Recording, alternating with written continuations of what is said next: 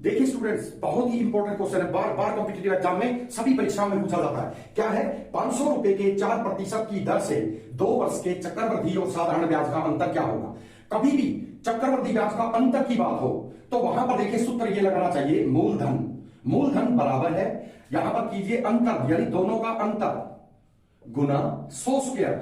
ये 100 स्क्वायर 2 साल के लिए 100 स्क्वायर यानी 2 बार, तो और अंतर देखिए बटे r स्क्वायर यानी 10 स्क्वायर हम कह सकते हैं। और इससे हम मूलधन ज्ञात कर सकते हैं, अंतर ज्ञात कर सकते हैं और दर को भी ज्ञात कर सकते हैं इसी सूत्र में रखकर। अब देखिए इसमें पूछा क्या है, अंतर, तो हम मूलधन की जगह रख देते हैं 500 जैसा कि सवाल में दिया गया है, और अंतर पूछा गया है तो इसकी जगह x रख देते हैं गुना 100 देखिए, और बटा r स्क्वायर, r क्या है 4, तो 4 का स्क्वायर करेंगे तो 16 हो जाएगा। देखिए स्टूडेंट्स, इसको हम क्रॉस करते हैं तो क्या आता है 500 गुना 16 बटे 100 गुना 100। देखिए ये कट गया 5 20 और ये आ गया 4/5, और 4/5 का मतलब क्या है 0.1 यानी 80 पैसे ये अंतर हो जाएगा। अगला क्वेश्चन देखिए स्टूडेंट्स, कोई धन 4 वर्ष में साधारण ब्याज की दर से 840 रुपए और 7 वर्ष में 945 रुपए हो जाता है, मूलधन तथा ब्याज की दर ज्ञात करें। तो सबसे पहले तो हम ये देखेंगे कि 7 वर्ष में वो धन जो है वो 945 रुपए हो जाता है, देखिए, और 4 वर्ष में हो जाता है वही धन 840 रुपए।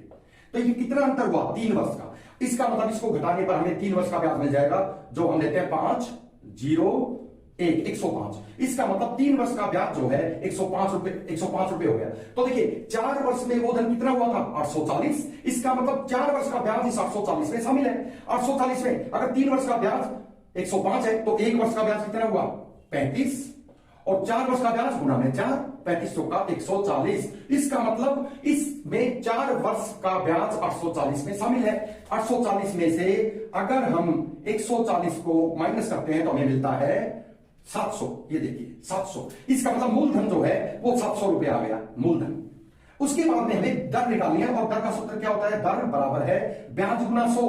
अब देखिए दर ब्याज गुना 100, ब्याज कितना है 1 साल का हम ब्याज लेते हैं 35, 1 साल का ब्याज है 35, ब्याज गुना में 100 बटा मूलधन, मूलधन कितना है 700। ये देखिए मूलधन 700, मूलधन गुना समय, समय कितना लिया हमने 1 साल का लिया है, ब्याज हमने 1 साल का लिया है तो 1 साल यहां लेकर लिखेंगे। ये देखिए 7 पे कट गया, 7 पंजे 35, तो 5 जो है यहां पर दर 5% हमें प्राप्त होती है स्टूडेंट्स। अगला क्वेश्चन देखिए स्टूडेंट्स, किसी धन पर 8% चक्रवृद्धि ब्याज की दर से पहले वर्ष का ब्याज 50 रुपए है तो दूसरे वर्ष का ब्याज क्या होगा। बिल्कुल सिंपल सी बात है, पहले वर्ष का ब्याज 50 रुपए है तो 50 लिख लीजिए, प्लस 50 गुना दर क्या है गुना 8 और बटा 100, 50 दूनी 100, 2 चौका 8 4, और 50 जमा 4 बराबर है 54 रुपए वो ब्याज हो जाएगा।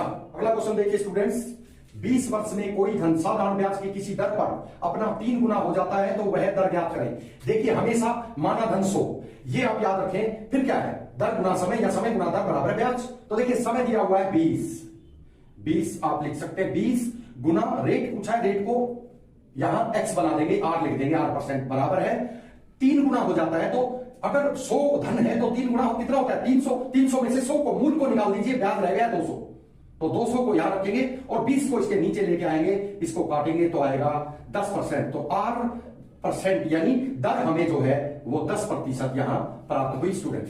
अगला क्वेश्चन देखिए, राम ने 1200 रुपए उधार दिए जिस पर उसे 5 साल बाद ब्याज के रूप में 360 रुपए प्राप्त हुए, ब्याज की दर ज्ञात करें। देखिए 5 साल बाद उसे 360 रुपए प्राप्त हुए, तो देखिए 5 साल बाद उसे प्राप्त हुए 360 रुपए, तो 1 वर्ष का ब्याज बटा 5 हम यहां पर करेंगे, और 5 से इसको काटते हैं तो हमें मिलता है ₹72।